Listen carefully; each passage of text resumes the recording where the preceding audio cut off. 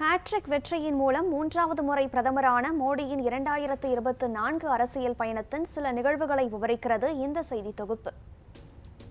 2024 முடிந்து 2025 வரவிருக்கும் நிலையில் 2024 இணையற்ற மைல்கற்களை எட்டிய சில ஆளுமைகளில் பிரதமர் மோடியும் ஒருவராக இருக்கிறார். பிரதமர் மோடி 2024 செய்த சில சாதனைகளை 2025 அடியெடுத்து வைப்பதற்கு முன் ஒருமுறை ரீவைண்ட் செய்து பார்ப்போம்.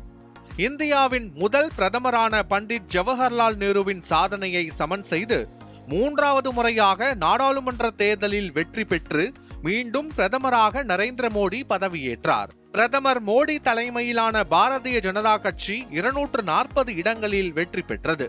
பாஜக தலைமையிலான தேசிய ஜனநாயக கூட்டணி ஒருமனதாக 293 இடங்களை கைப்பற்றி மத்திய அரசாங்கத்தின் மன்னனாக பிரதமர் மோடியை நிலைக்க வைத்தது.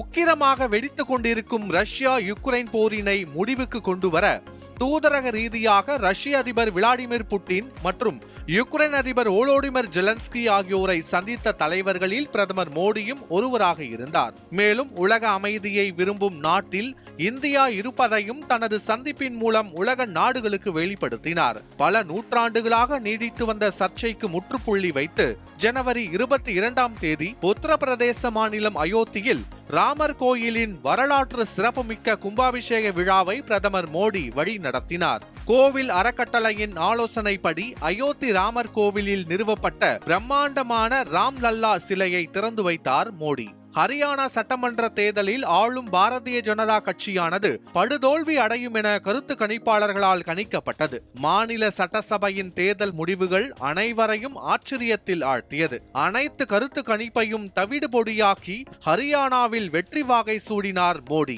ஹரியானாவில் பாஜக 43 இடங்களில் வெற்றி பெற்று தொடர்ந்து மூன்றாவது முறையாக சாதனை படைத்தது. 2024ஆம் ஆண்டின் இறுதியில் பிரதமர் மோடி ஒரு வரலாற்று முடிவை எடுத்தார். ஒரே நாடு ஒரே தேர்தல் மசோதாவை டிசம்பர் 17 மக்களவையில் அறிமுகப்படுத்தினார்.